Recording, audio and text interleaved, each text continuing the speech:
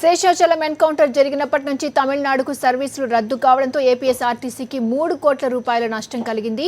దీనిపై సర్వీసులు పునరుద్ధరణ కోసం ఆర్టీసీ అధికారులు తమిళనాడుకు వెళ్లి అక్కడి అధికారులతో సంప్రదింపులు జరపబోతున్నారు. అయితే ఏపీ ఆర్టీసీ బస్సులకు తాము భద్రత కల్పించలేమని తమిళనాడు అధికారులు చెప్పినట్లు తెలుస్తోంది. మరింత సమాచారాన్ని మా కరెస్పాండెంట్ మధు అందిస్తారు. మధు, చెప్పండి, ఆర్టీసీ అధికారులు తమిళనాడు ప్రభుత్వంతో మాట్లాడారా? ఏంటి జరిగింది? క్రాంతి గోరు చుట్టుపై రోగ్ కట్టుకోడు చందంగా తయారైంది ఏపీఎస్ ఆర్టీసీ పరిస్థితి. ఇప్పటికే ఇక లోతు నష్టాల్లో ఉన్నటువంటి ఏపీఎస్ ఆర్టీసీపై ఎన్కౌంటర్ ప్రభావం తీవ్రంగా చూపుతోంది. ఈ నెల 7వ తారీఖు ఇన్సిడెంట్ ఏదైతే జరిగిందో శేషాచల అడవుల్లో ఎన్కౌంటర్ జరిగింది. అదే రోజు సాయంత్రం నుంచి తమిళనాడుకు వెళ్లాల్సిన బస్సులు ఏ ఒక్కటి వెళ్ళలేదు. అప్పటికే దాదాపు 13 బస్సులపై ఒకటే రోజు దాడి చేయడం జరిగింది.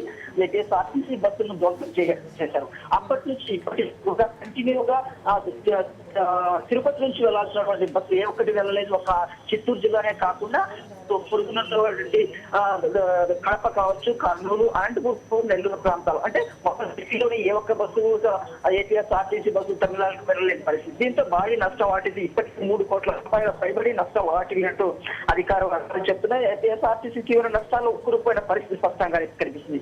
ఈ నేపథ్యంలో తిరుపతి ఎవరైతే ఉన్నారో మహేశ్వర 4 రోజుల క్రితం చెన్నైలోని అన్ని జిల్లాలకు ఏదైతే ప్రధానంగా కంచి, తిరువన్నామలై, అలాగే వేలూరు ప్రాంతాలకు సంబంధించిన జిల్లా కలెక్టర్ కు, ఎస్పీలకు లేఖలు రాయడం జరిగింది. ఇప్పట్లో మేము బస్సులు తిరుపతి వస్తున్నాం, పంపించగలుగుతాం, భద్రత కల్పించండి అని రిక్వెస్ట్ చేయడం జరిగింది లేఖ ద్వారా. కానీ అధికారులు ఒకటే మాట చెప్పారు, ఇప్పట్లో బస్సులు తిరుగుతుంటే మేము ఎలాంటి భద్రత కల్పించలేము, ఇప్పటికీ భావోద్వేగాలు ఉన్నాయి కాబట్టి ఖచ్చితంగా దాడులు జరిగే ప్రమాదం ఉంది, ఇప్పట్లో మేము ఎలాంటి భద్రత కల్పించలేమనేసి చేతులు చేసిన పరిస్థితి. దీంతో మరోసారి ఆర్టీసీ తిరుపతి ఆర్ఎం ఎవరున్నారో మహేశ్వర ఇవాళ మధ్యాహ్నం నుంచి చెన్నైకి వెళ్ళడానికి ప్రయత్నాలు చేస్తున్నారు. కొంతమంది అధికారుల బృందంతో వెళ్లి మరోసారి చెన్నై లోనటువంటి ఉన్నతాధికారులతో చర్చలు జరిపి అంటే తిరిగి బస్సులు నడపడానికి మార్గం సుగమం చేసే ప్రయత్నాలు చేస్తున్నారు. క్రాంతి, మధు, మరి ఈ నేపథ్యంలో మరి అధికారుల బృందం ఎవరెవరు వెళ్తున్నారు ఏపీఎస్ ఆర్టీసీ నుంచి? మరి ఎప్పుడు సంప్రదింపులు జరిపే అవకాశం కనిపిస్తోంది?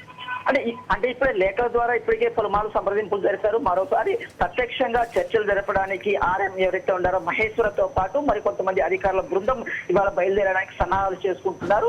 కొద్దిసేపటి క్రితమే మనతో సాక్షితో మాట్లాడడం జరిగింది. మేము ఇవాళ బయలుదేరడానికి సిద్ధమవుతున్నాము. మరోసారి ఫోన్ ద్వారా అధికారులతో సంప్రదింపులు చేసి వాళ్ళు అందుబాటులో ఉంటే ఇప్పుడే వెళ్ళడానికి సిద్ధంగా ఉన్నామని చెప్తున్నారు. అయినా వాళ్ళు మాత్రం ఒకటే చెప్తున్న పరిస్థితి కనిపిస్తుంది. ఇప్పట్లో బస్సులు తిప్పడానికి మేము తిప్పితే ఒకవేళ భద్రత ఎటువంటి పరిస్థితుల్లో కల్పించలేము. ఎందుకంటే ఇప్పటికి కూడా అక్కడ ఎన్కౌంటర్ సంబంధించి అక్కడ ఉన్నటువంటి ప్రాంతాల్లో ఆందోళన కొనసాగుతూనే ఉన్నాయి.